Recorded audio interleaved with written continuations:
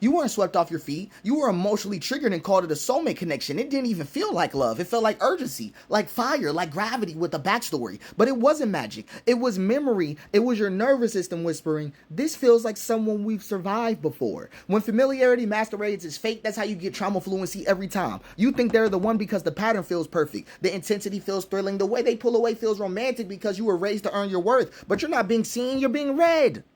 You're being read, and your wounds know this script like breath. You didn't fall into them, you folded into the rhythm of a wound you've already memorized. See, your body remembers even when you don't. Love used to mean uncertainty now, and so now, stillness feels suspicious. Peace feels hollow, and consistency feels fake. You don't feel calm, you feel understimulated without chaos. But that's not a flaw, that's a survival rhythm that never got turned off. You weren't seen, you were decoded. That's not intimacy, that's surveillance dressed as connection. Trauma fluency is crazy. I'm trying to tell y'all, they feel necessary, don't they?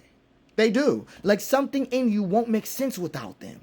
But what if they don't make you whole? They make you busy enough not to notice you're still bleeding. You don't need that kind of knowing. You need a new language entirely. They're not loving you. They're echoing the pain that raised you. That's what's happening. And here's what being safe actually feels like, right? Here's the thing. And why you might run from it.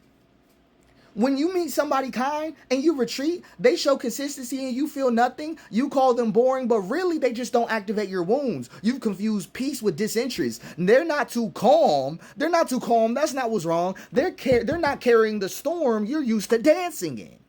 Okay, you miss the person. You don't miss the person. That's what I'm trying to get at. Trying to get that through your heads. You don't miss the person. You miss the nervous system chaos you called home. And it's not your fault you're drawn to what hurt you, but it is your responsibility to recognize the pattern that interrupted. That spark, it's not always a green light. People be saying, I'm looking for a spark. No, that's not always a green light. Sometimes that spark is an alarm. Just because they activate you doesn't mean they align with you. That spark might be your body bracing for what it thought was over. So here's the thing. I want y'all to always go back to yourself. Was it really chemistry? Was it really? Because it's important to check. Or is someone fluent in the emotional language your pain taught you to crave? Because love isn't supposed to reenact your childhood until you collapse from recognition. That's not what love is supposed to do. It's supposed to teach your nervous system a new name for peace. And if love hasn't taught your nervous system a new name for peace, then you're not in love. You're in a fusion reaction with two things that you didn't want to be with. I'm just letting y'all know that trauma fluency is serious. It's serious out here. Y'all will be talking about you wandered into a love story. Why do I keep walking toward the wrong people? You just fluent in pain. You fluent in pain, and you found someone bilingual today, so you're gonna run through it. It's just how it works. So, is it really chemistry?